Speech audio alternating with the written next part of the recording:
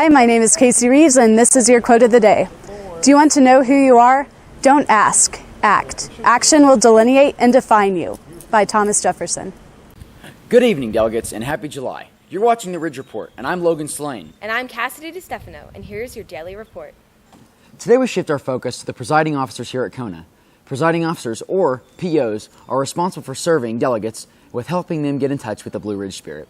Often, these officers are alumni who have been personally affected by the program. According to Spencer Perry, the PO programs aim to, quote, create opportunities for growth and leadership for delegates, unquote.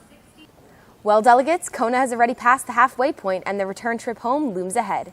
By flight, by bus, or by other means, let's take a look at how you all arrived here on the mountain.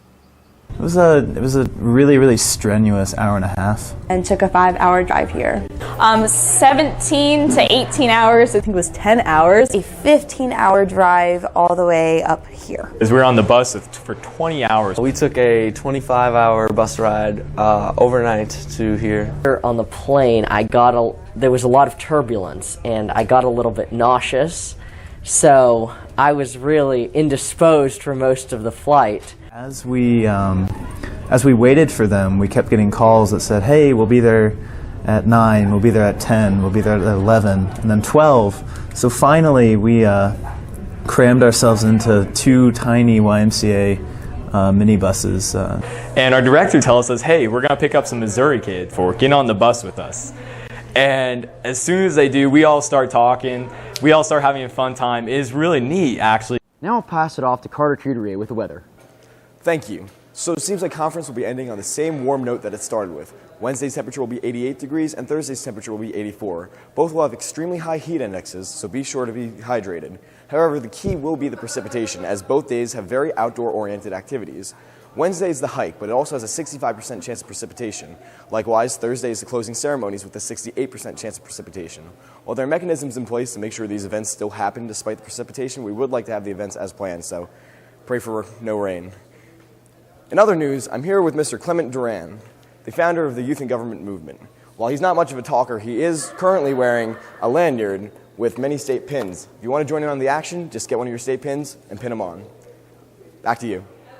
We would like to extend our congratulations to the authors of the 84 proposals that advanced to Third Committee this afternoon. This evening, 32 will move forward to General Assembly sessions, which will resume on Wednesday morning. Let's see what 4 proposal authors had to say about their progress. My proposal is proportional representation for Congress.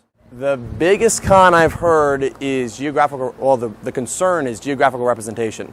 So, for instance, people are afraid that their district's not being represented anymore, but my proposal essentially creates a marketplace, so if that's what people still want, they can still have it. My proposal is about increasing the number of residency spots for doctors, because currently that residency is capped and is tied to Medicare funding by a Congress bill which was passed in 1997.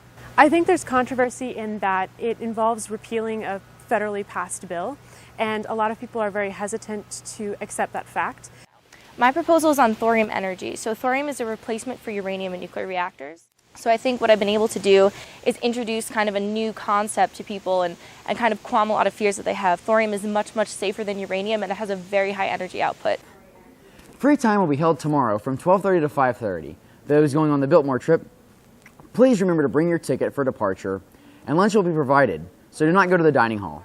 Also, the belly flop contest will take place at 4 to 5 at the pool. Now over to Leah. This day in history, in 1776, was the first vote for the Declaration of Independence. In 1903, the first Tour de France began, and in 1907, world's first Air Force is established by the U.S. Army.